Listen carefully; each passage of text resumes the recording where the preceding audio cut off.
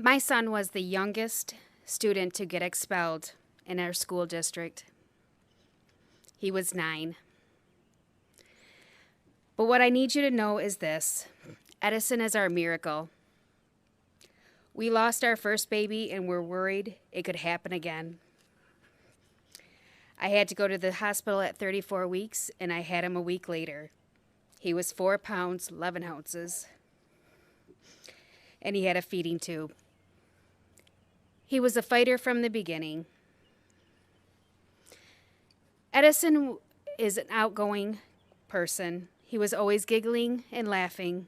He was a thrill seeker, loved to jump off things, and always wanted to be outdoors. Edison was a well-liked kid. We did have a few problems in preschool. One time there was a group of boys throwing stones and they broke a window. Everyone, including us, brushed it off as a child wanting attention. The teacher said he was doing fine and always wanted to be the leader. In first grade, he was starting to get into a little more trouble. He was seated away from the other students so he would not distract the other kids. We, as parents, didn't like it, but wanted to trust the teachers. Second grade was really tough. He was having medical issues right at the beginning of school. He was nauseous with stomach aches, backaches, and other troubling symptoms. He had a complicated cyst in his kidney and had to have emergency surgery to have it removed in October. We went through that hurdle, and couple weeks later, he went back to school and things seemed to be fine. Then in February of 2018, it was like a switch went off. I got my first email stating he had a bad day. This was the beginning of a very long road. Edison became negative, gloomy, and he would say he just wanted to not live anymore. And he couldn't understand why him. The surgery meant he couldn't do his favorite thing, which was flag football. There were a lot of days that me and my husband had to leave work and go to school because he was out of control. He would throw chairs, pencils, anything he could get his hands on. The school said they'd never seen a kid act like this. The only thing that would work would be for my husband to hold him tight, and I wasn't even strong enough to help. Edison would come home after that and just go right to sleep because it took so much out of him. We felt embarrassed, like everyone was looking down at us, like we were the worst parents in the world because we didn't know how to control our child. They made us feel like we were doing everything wrong at home. We contacted his pediatrician early on, and she assured us that he was just going through post-traumatic stress disorder. So much had happened to him in such a short period of time that he just could not process his emotions. She suggested that we go seek counseling, which we did. Still, Edison was suspended on a weekly basis for the remainder of second grade. We brought in the intermediate school district for help. They gave him a child behavioral assessment called the BASC-3. They never talked about special education, an IEP, or a 504 plan. They never explained our rights. It felt secretive, but we tried to trust them. We thought we were doing everything right. The school team developed an informal behavioral plan, and we kept outside counseling going, along with a 2-week outpatient daily group therapy to get Edison ready for the third grade. Everything was going good in third grade until the middle of October, when he started getting kicked out again on a weekly basis. He started destroying property, leaving the building, and hurting staff. He was missing a lot of school from October to January. We became very concerned with his academics, stressing ourselves about his behavioral health. We were at our wits' end, so we decided to try CBD oil.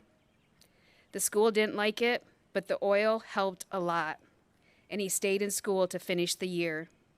We thought, wow, we were hoping this was a turning point.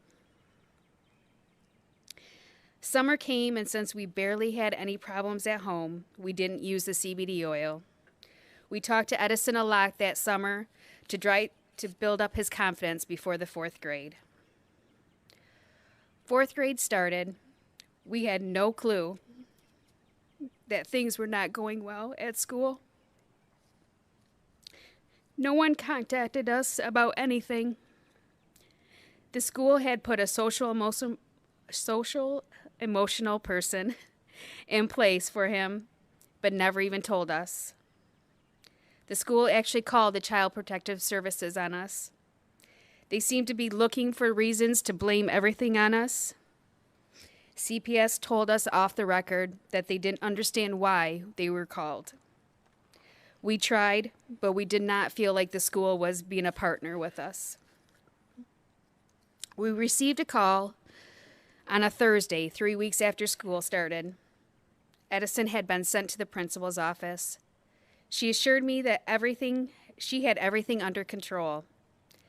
Then Friday morning, I got a call early afternoon from the assistant principal stating that we needed to come to school immediately. They informed my husband that Edison was suspended for bringing a knife to school, and we would get a call from the superintendent for further information. This led us to a formal hearing with the school board. We were not prepared and very intimidated. Edison spoke clearly and confidently, but it wasn't enough. We were so proud he told the truth. He shared that he brought a Leatherman's multi-tool, which is like a very small Swiss Army knife, to school to show his friends to be cool. We didn't even know he took it. It would have never occurred to us that was something that we needed to lock up.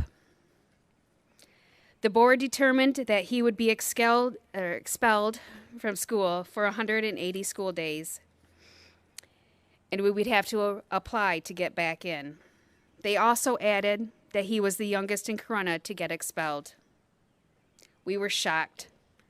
The whole thing felt predetermined, like we didn't even want to listen to us.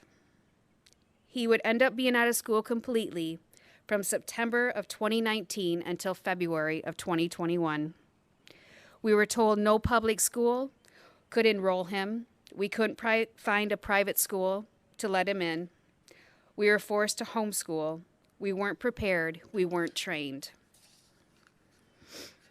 As a family being been through so much in the past years and telling our son that we were there to help and protect him, we felt like we failed our child. I couldn't let it go. I became upset with some of the school staff for making me feel like a horrible parent. It fueled me to learn more about student rights. After sharing our story with a couple of our friends, a friend told us about the Disability Rights of Michigan. I spoke with someone there and told me to check out the Student Advocacy Center webpage. When I did, I read and printed out everything to share with my husband. First thing was to schedule a private evaluation, only to find my child's psychiatrist were booked way out. I finally scheduled one, but because it was right before the holidays, we wouldn't get the results back until January of 2020. This was fine because we couldn't ask for reinstatement. It did not feel like we were ready to go back in front of the board. When we received the report, we talked to our therapist and our medical doctor. Then to our luck, COVID hit and everything was at a standstill. Things were more at ease at home. As we felt calm, Edison felt calm. The next school year, what would be his 5th grade year, was upon us.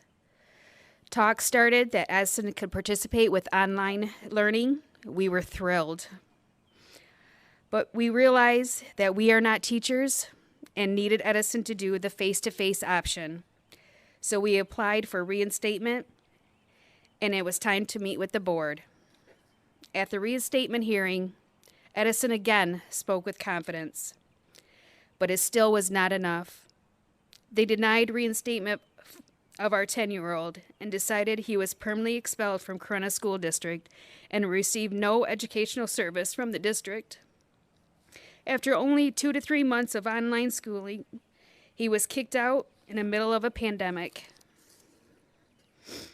Crying from our failure to help our son, I emailed the Student Advocacy Center on November 17th of 2020, asking for help.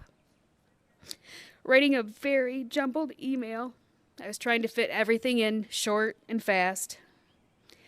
We knew we would not give up on our son. The very next day, I talked with Larry from SAC's statewide student rights helpline.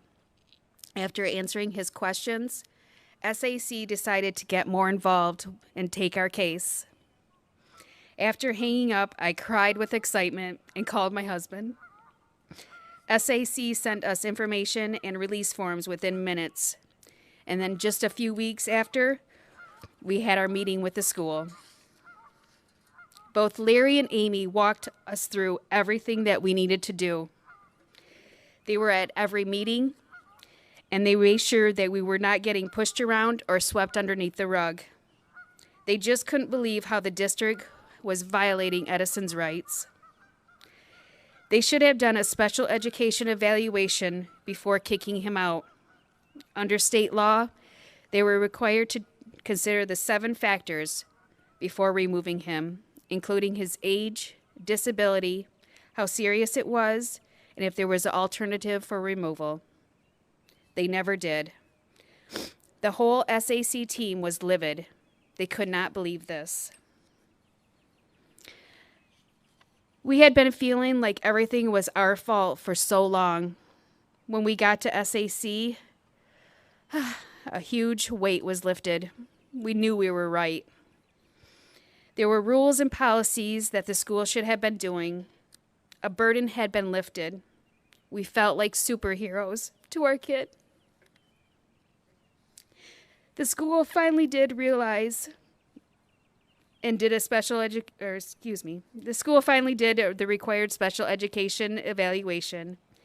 We felt like we finally recognized that there were mistakes made along the way. The school realized our son should have had at least a 504 plan in place. Larry said it plainly, our son should have never been expelled. Our son's first day was January 28th. He has been doing so well, and on top of getting Edison back in school, with the help with Larry and Amy, got the school to reduce and reword the expulsion on his permanent record. We couldn't have done it without Larry and Amy from the Student Advocacy Center. We are so grateful that there are people who feel no child should be left behind. We now feel like we didn't fail our son. We are so grateful. Thank you.